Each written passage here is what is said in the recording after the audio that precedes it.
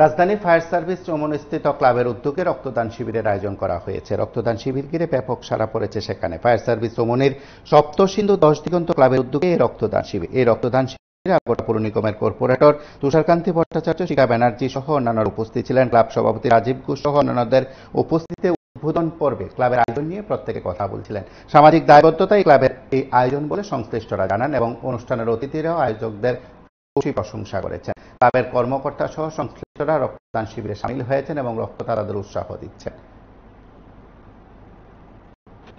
Agartala fire brigade চৌমুহনীস্থিত Saptasindhu club আমাদের রাজ্যে অত্যন্ত প্রাচীনতম এবং ঐতিহ্যবাহী ক্লাব। এই ক্লাব আজকে সাধারণ মানুষের সাহায্যার্থে আজকে রক্তদান শিবিরের আয়োজন করেছেন। রক্তদান হচ্ছে ভালোবাসার বন্ধন, ভালোবাসার উপহার। পৃথিবীতে সব ঋণ শোধ করা যায়, একটা ঋণই শোধ করা যায় না, সেটা হচ্ছে রক্তঋণ।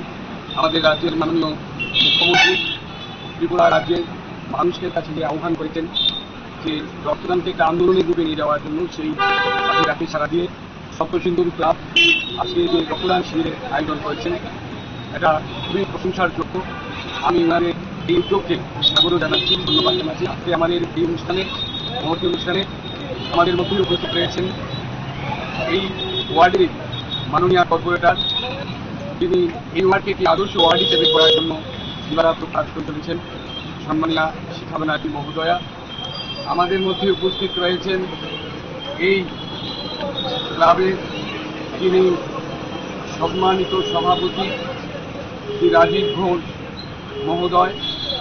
উপস্থিত রয়েছেন এই ক্লাবের সম্পাদক সম্মানীয় সুজিত ভট্টাচার্য মহোদয়, ক্লাবের অন্যান্য বিশিষ্ট ব্যক্তিগণ। এবং আপনারা নিশ্চয়ই জানেন যে মাননীয় মেয়র একটা বিশেষ কাজে ব্যস্ত থাকার জন্য এই মুহূর্তে আসতে পারেননি, এবং রাজ্যের পর্যটন ও পরিবহন দপ্তরের মন্ত্রী সুশান্ত চৌধুরীও আজকে অতিথি হিসেবে এখানে উপস্থিত হবেন।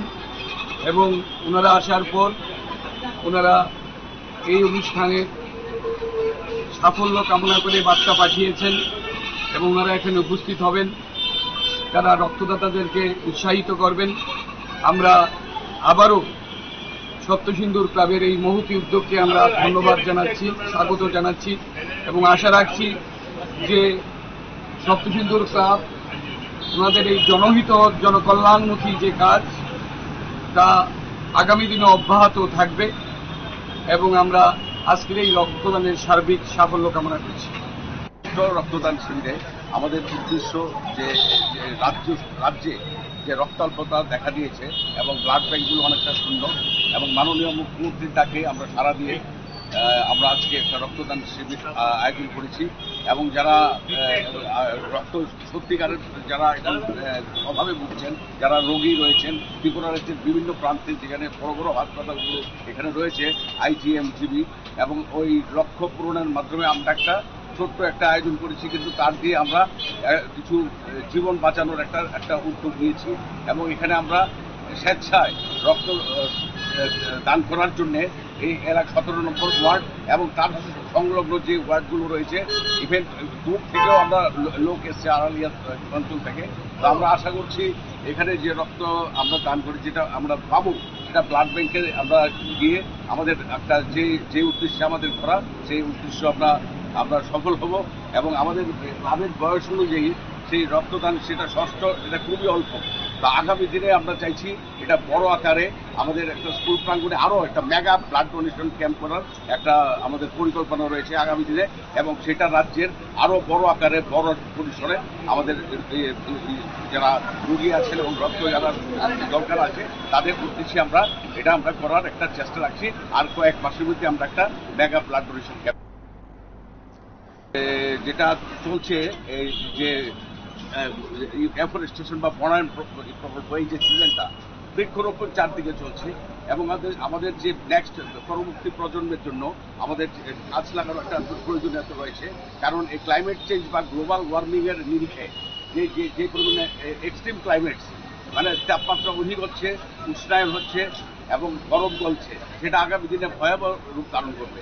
তার জন্য রক্তদানের মধ্য দিয়ে যারা রক্ত দিচ্ছে ওদেরকে আমরা প্রতীকী বনায়ন হিসাবে একটি লেবুর চারা এবং একটা সাজনার চারা, যেটা স্বাস্থ্যের পক্ষে খুবই ভালো, একদিকে বনায়ন হবে, একদিকে গাছ লাগাবে, একদিকে তারও পুষ্টিগত দিকটাও রক্ষিত হবে। এই দুটো উদ্দেশ্যে আমরা রক্তদানের মধ্য দিয়ে গাছ লাগানোর ব্যাপারটাও একটা চর্চায় আনা এবং এটা যাতে বৃহৎ আকারে আন্দোলনের রূপে সেটা গ্রহণ করতে পারে আমাদের আপামর জনতা, সেটা লক্ষ্য রেখেই আমরা দান করবো আমাদের এই চারা। আপনারা শুনলেন সেখানে ক্লাবের তরফে সভাপতি এবং সংশ্লিষ্ট অতিথিরা প্রতিক্রিয়া ব্যক্ত করেছেন। এই ক্লাবের আয়োজন ঘিরে সেখানে ব্যাপক সাড়া পড়েছে। আপনারা দেখতে থাকুন PB24।